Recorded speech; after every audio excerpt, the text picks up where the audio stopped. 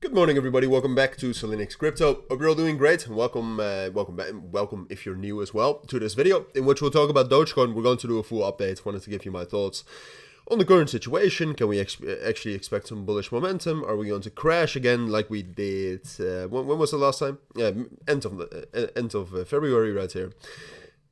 But just in general, what to expect. That's what we'll talk about. I do have a pretty accurate idea of what I expect from Dogecoin. Quick recap of my last video, I think was on Wednesday, when we were actually getting some momentum here.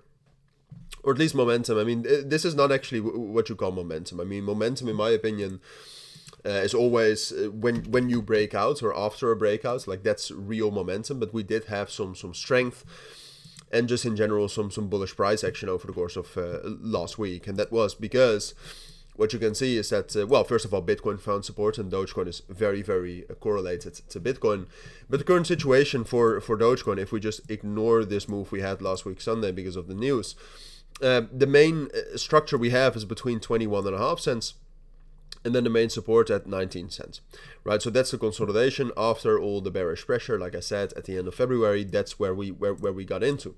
So the main question we have to ask, and right now here you can see that we hit the top of the consolidation. Well, it's a very tight consolidation range, but still we hit the top.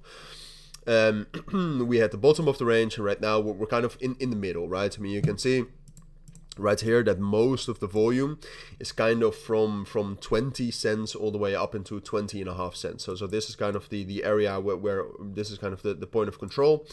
The real point of control is at 20.5 cents, and now we're most likely going to dip down into that bottom. And then the big question is, well, can we actually hold that support? Right? Is Dogecoin strong enough, or is the market strong enough to hold that support? And well, I'm just going to cut to the chase. I think the answer is yes. All right, we have, well, I mean, in the end, look, if we zoom out, which is always important to do, Dogecoin is still in a downtrend, right? So do I think it's most likely that we're going to get a bullish breakout or a bearish breakdown? A bearish breakdown. I think it's more likely that we are going to drop down below our main support level right here between 19 and 18 cents because it goes down a bit. I think it's more likely we're going to drop down below that and drop down into 15 and 16 cents at this point of time. Then that I think it's likely that we're going to get a bullish breakout and rally up to 25 cents. So that is the case. However, we're talking about the short term here, right? And short term, I actually think stocks are bouncing up relatively nicely. That's also why I expect Bitcoin to actually hold the support here. And that's also why I expect Dogecoin to hold the support. Dogecoin has actually been holding or has actually been getting quite a few good touches from the support here. First of all, right here on Tuesday, but then also after the sell the news effect of the